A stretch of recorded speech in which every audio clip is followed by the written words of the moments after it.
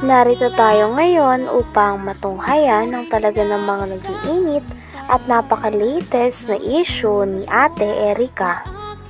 Sa pagpapatuloy nga ng issue na hidwaan sa pagitan ni Ate Erica at ng kanyang pamilya ay pumunta nga muli si Kalingap Val Santos Matubang sa bahay ng pamilya ni Ate Erica upang makibalita kung ano na nga ba ang sitwasyon ni Ate Erica at ng kanyang pamilya. At sa kanyang pagdating nga doon ay pinag-usapan pa nga nila muli ang mga nangyayari tungkol kay Ate Erica at kung paano nga ba nagkagalit ang pamilya ni Ate Erica. Kung kintahin lahat, ba't ang mga 2 million ang tirang bitiwan ni Sila lang Jun eh? nagpaganda. Baka higit hanggang loob ng bahay. Hindi, kasi may Inmax pa. May motor, sidecar, may lupa pa sa dait. Grabe, mayaman si Jun A. pala, no? Kaya nga po sabi ko po, tumigil kayo kung ayaw ninyong malaman ang katotohanan ng mga tao na binabaliktad ninyo sa amin na wala namang kami alam. Wala naman sa akin. Ayun, kasi andito lang po ako mga kalinga para i-clarify ito. Ayoko naman po na parang dandal ko tapos yung pala tama si N. Tunyakay Torres, yan o. Hindi namin yung tila. Eh, Lolo Migs, ano kaya yung topic natin dito? Diba, pera at ikaw ang may hawak yung pera, hindi si May. Dahil kayo ang bumili ng gamit. I have some evidence of what happened from the start. Yung pirang yun, ibinibigay lang sa akin para bumili ako ng mga agribil na gagamitan sa bahay. Grabe at talagang nasabi nga ni Kalingap Val Santos Matubang na napakayaman na sponsor ni Sir Jun A sapagkat siya ang nagpabahay kay Ate Erica pati na rin sa kanyang kapatid na si Sheila May na ngayon ay tinitiran na nga nilang dalawa.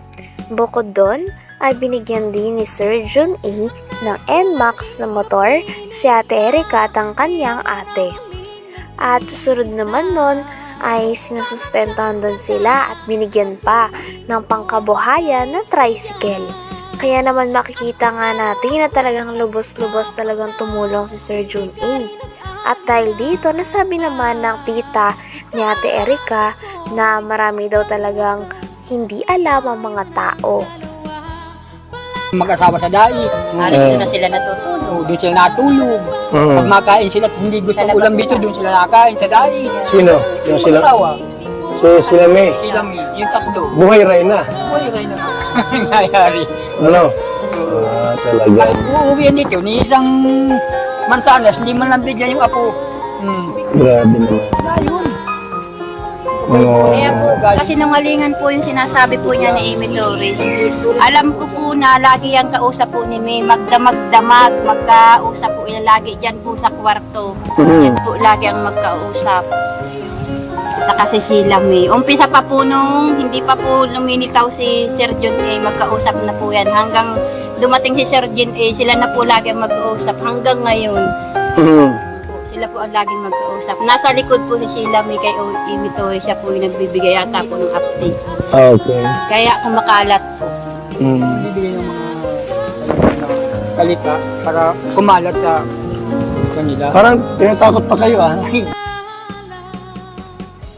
Ayon nga sa mga nangyayari, ay nasabi nga ni Kalingap Val Santos Matubang na aalihin daw natin ng pera kung hindi naman tayo magkaayos kasama ang ating pamilya. Lalo na ang mga tao na talaga namang nagmalasakit sa atin sa mga panahon na walang-wala tayo at nagpalaki at nag-aruga din sa atin simula bata tayo. Lalong-lalo na din ang mga tao na nagpaaral sa atin at hatid sundo tayo sa eskwelahan nung bata pa tayo. Kaya naman sa mga nangyayari ay talagang nakakalungkot na parang inabando o hindi na inaalala ni Ate Erica at ng kanyang ate ang kanyang lolo at lola pati na rin ang kanilang kapamilya dahil hindi na nila ito binibisita at nagiba na nga daw ang ugali nila base sa kanilang lolo. Sinasabi nila. Inaano ako. So maganda rin yung malaman natin lahat ang pangyayari po. Nandito kami, ating kalinga, para malaman natin ang buong katotohanan bakit umantong sa ganito na salip na magkaisa yung apo at lolo parang hindi magandang nangyayari. Ano niyo po ang pera kung sira naman ang relasyon sa magulo. Ito ang pinakamayaman sa buong mundo. Kung sira naman ang relasyon, wala din silbi po yun. Ang mahalaga po yung magandang samahan. So, yung mga sinabi pa lang hindi totoo pala. Naghahambog lang. Sinungaling. Sabihin yung imitoris niya, butog yun. Si Torres, Torres. Si Torres. Sisilam yung gapa nun. Sinabi pa nga sa post na talagang parang sobra na daw ang pamilya, lalo na ang tita ni Ate Erika at ang lolo ni Ate Erika sa kanya. Kaya naman pinagtatanggol nga ng post na ito si Ate Erika at ang kanyang ate. Talagang sabi nga ng lolo ni Ate Erika ay napakarami daw maling impormasyon doon at talagang pinaliwanag din ni Lolo Miguel ang kanyang sarili sa mga manonood. Talagang marami pa nga mga bagay na hindi nalilinaw tungkol sa issue na ito, kaya mareresolba pa kaya ang mga ito? Dahil nagagalit na nga talaga si Lolo Miguel pati na rin ang tita ni Ate Erika. Talagang habang patagal na patagal ay mas umiinit na nga ang issue nito.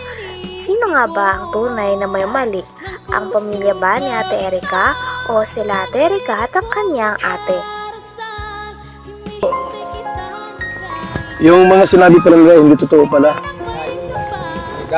Naghahambog lang. Sinungaling. Sabihin yung imitoris niya, butog yun. Si Torres, Torres. Si Torres. Sisilam yung gapa nun. Ang kausap palagi. Nasa likod yun yung layo. Siya kaya naaalaman. Ibinubulgap. Meron na palang motor si Erika. Yung Max. Oo, meron. Anong pala yung motor niya? Murang nga pa. Mabuti, may lisensya naman yan. Kinunan yun nila sila, di ko anig dun eh.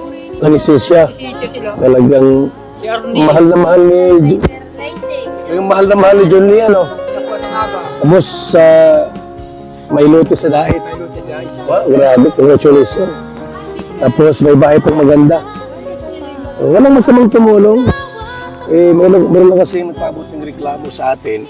Itong si Lolo. Pinag-usapan din nila na talaga namang napakalaki daw ng bahay na natanggap ni Ate Erika at ng kanyang ate na si Sheila May galing kay Sir June A. Kaya naman nagtaka naman si Kalingap Val Santos Matubang na napakalaki naman daw ng bahay na ito, ngunit bakit hindi nagawang tulungan o isama ni Ate Erika ang mga tao na nag-aruga at talaga namang nagpaaral sa kanilang dalawa ng kanyang ate simula noong bata pa silang dalawa. Dait. May lutis guys. Wow, grabe, congratulations. Tapos may bahay pang maganda. Walang masamang tumulong. Meron lang kasi nagpabot ng reklamo sa atin. Itong si Lolo Mig saka Dini. Tita po niya yan. Bakit yung gano'n nangyari? May ilang square meter yun. Awan ko po, hindi man po nakalaman doon. Basta alaman ko lang na talagang So yung bahay dito, malaki din. Malaki din. yung ang buka nun ay 22 yata. Ang haba, 20 por 22. Ano yun, second floor? Yung kalahati, ako ang nagbuka nun. Dahil ko bakilid yung lukuan. Kalahati ang second floor. Dahil ko itong kalahati, Ayan po. nabuhusan ko. Ayan na. So, Torres, let the dogs bark, the lion is still king, is still the king. Gutom na ang mga asong ligaw at batuga. Hanggang dito na lamang muna ang ating napakainit, nagtitrending at talaga namang mas nakakaintriga na issue ni Ate Erika. Maraming salamat sa inyong panonood. Hanggang sa muli. Bye!